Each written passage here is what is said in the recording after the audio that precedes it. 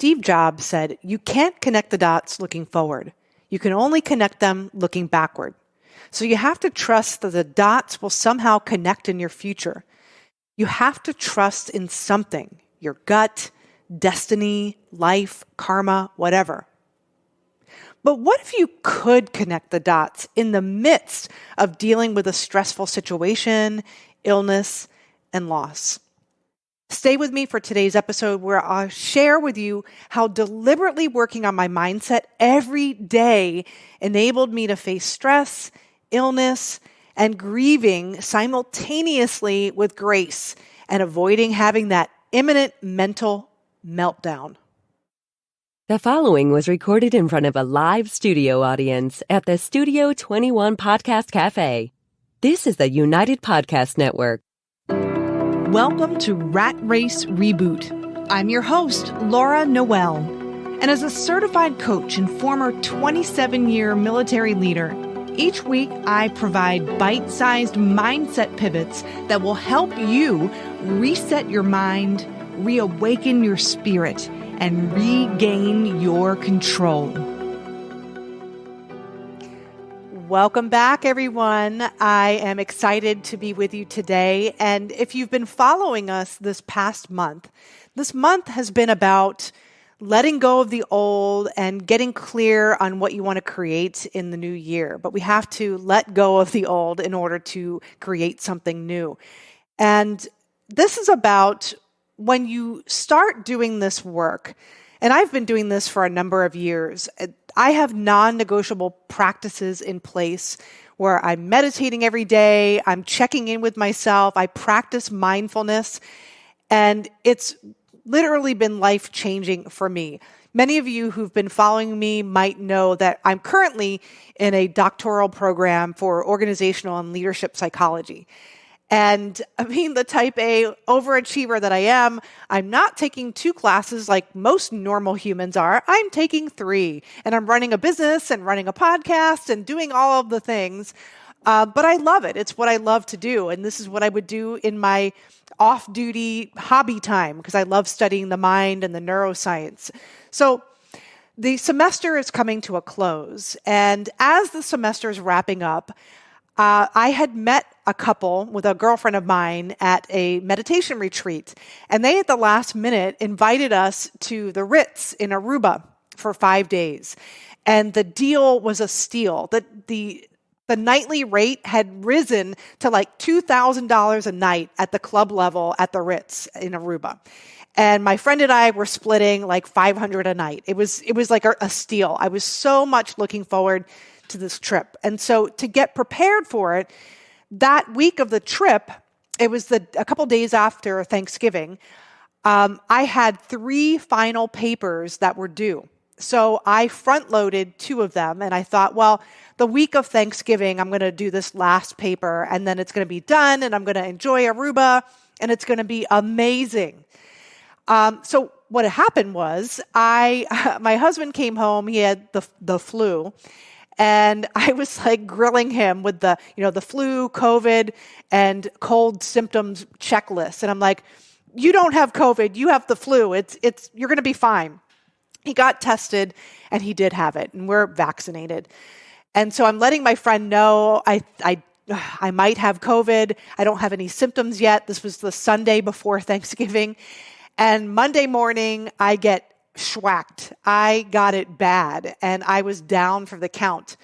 I got tested on Sunday. I came out negative, but I started feeling worse and worse and worse. And at that time, that reservation couldn't be canceled any longer. So there was like a $1,500 deposit that I would have been responsible for backing out. It wasn't looking good. I got tested later in the week, and I tested positive. And I was disappointed. I didn't get my 3rd paper done. I had front-loaded these other papers. I still had a ton of work, and I just had this brain fog.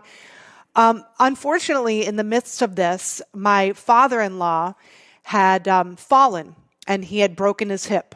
And it was a week prior to all of this happening. He had surgery, and then after the surgery, he had a lot of different complications that had happened. And a few months prior to this, he had been diagnosed with cancer and decided not to get treatment. But he was feeling good, and he was living his life and being with his family. So this fall really just came out of nowhere, and it just started this snowball effect of just one thing after another. So what happened was, as my husband started to feeling well, my father-in-law started to decline and went into hospice. And as a result, my husband was able to go to the hospital and have a conversation with him, a two-sided conversation with his father, a loving conversation. And it was without me, because I still was within that 10-day window. And then my 10 days of COVID were up. And then on the day that I was supposed to leave for Aruba, I got to see my father-in-law and visit him in the hospital. And, he was awake, he was there, and I knew he could feel our presence there. And that sometimes things happen in a way, and we can't see the blessing and the why behind them. I believe wholeheartedly that God, the universe, is for us, never operating against us. And, Steve Jobs, like he said, you can't connect the dots moving forward, but in real time, as all of these things were unfolding, the beautiful thing is I was able to connect the dots in the moment by moment, and it enabled me to not have the meltdown, to be present, to find gratitude in what I was experiencing. I was grateful for getting COVID. If I didn't get COVID, I would have been on a plane to Aruba, and I would have been fighting to try and come back. The hotel reservation ended up unfolding, and they didn't require us to give them a deposit. I got COVID after my husband, but that enabled my husband to speak with his father to son, by himself, and he needed to have that time in that moment. I was able to be there with my family and see my father-in-law. I was able to be there with my family and my mother-in-law to plan the services. And then get this, my husband booked concert tickets for us for December 7th. It was to see Neil. It was a conversation with Neil deGrasse Tyson. And he purchased 4 tickets for myself and another couple. And my husband is frugal. He doesn't make mistakes when it comes to buying tickets. He accidentally purchased insurance for the tickets, and he was not happy. He was like, I was going to cancel these tickets just because I felt like they slipped one in on me, and and they snuck it in there. But he kept the insurance, and it turns out that my father-in-law's service was on the day of that talk.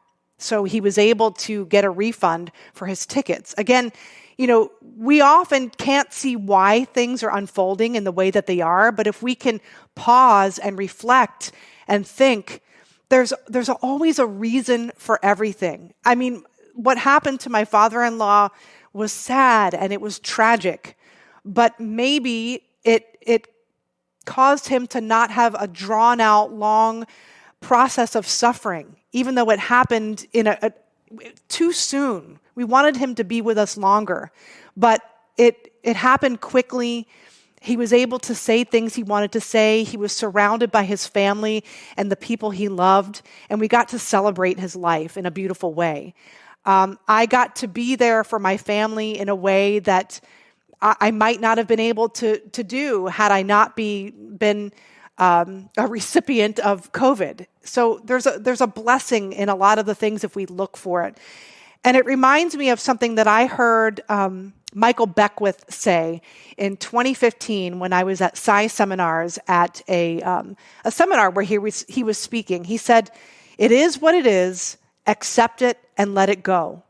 It's either going to control you or you control it. Accept it so you can move past it." He also said, harvest the good.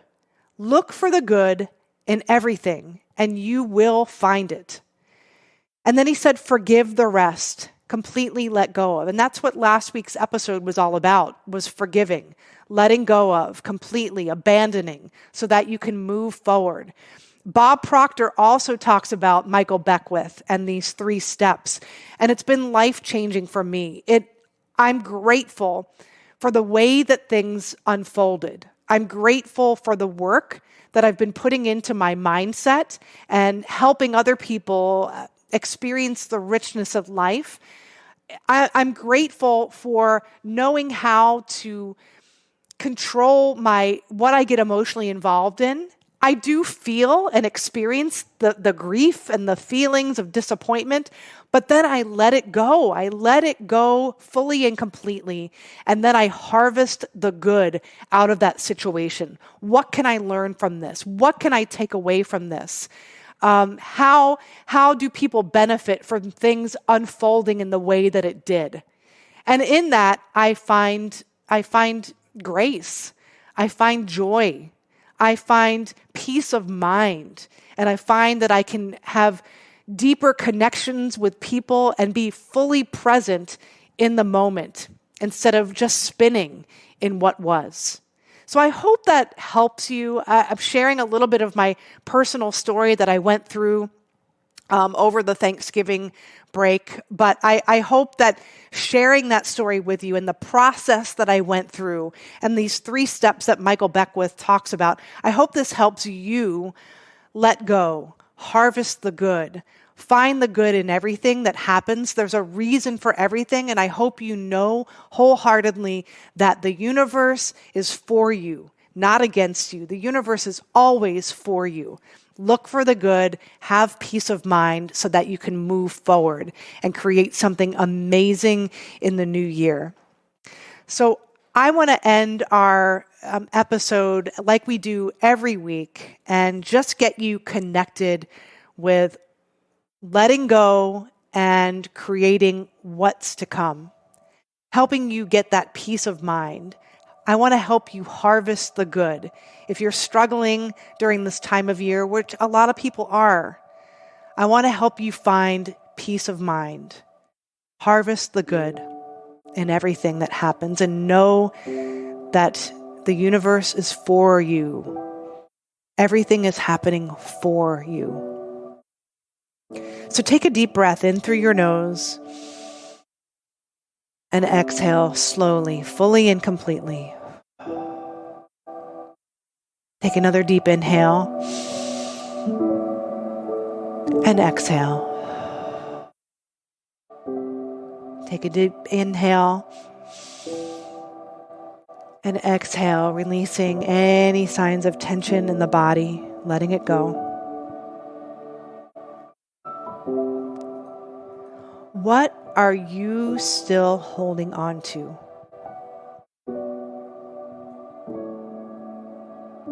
Where are you in resistance? In a situation that is, but you're still in a space of this can't be.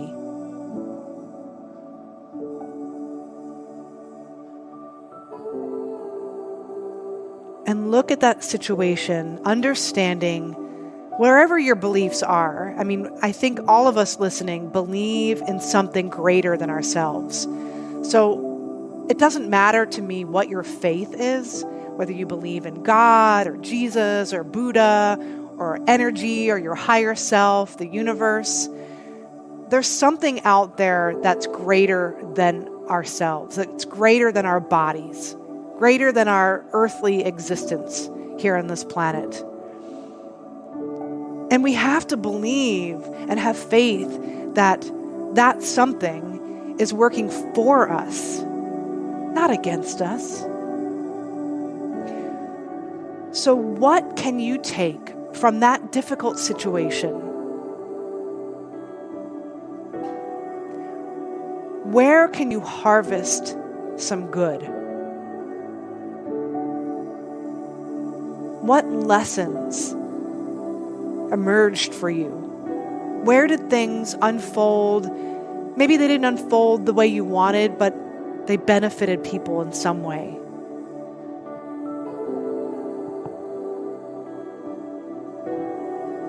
What are you still holding on to that you're willing to let go of and release?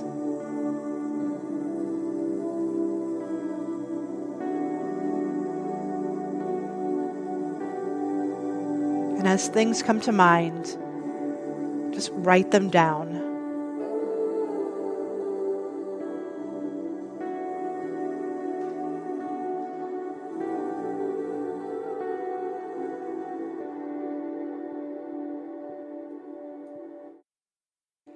Welcome back, everyone. I know this was a heavy subject, but it's so important because we can't carry around our grief and our resentments and our anger and this shouldn't be, that kind of mindset, and expect to create something new. I want you to release that heaviness so that as you approach New Year's, you can come into the new year stepping into your power, feeling lighter, shining your light, and creating that ripple effect, stepping into the potential, that person you were meant to be, that you deserve to be, that person that the people around you deserve to have in their life. If you got value out of today's episode, I want you to go to ratracereboot.com. Leave a comment or a 5-star review, subscribe on YouTube, follow us on whatever channel you listen to your podcast on, and share the word. I wish you a happy, beautiful, light, and wonderful new year, and I'm excited for what we're going to create together in the next session.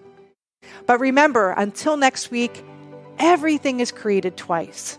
First in your imagination, and then in physical form. I'll see you next week. I'll see you next year.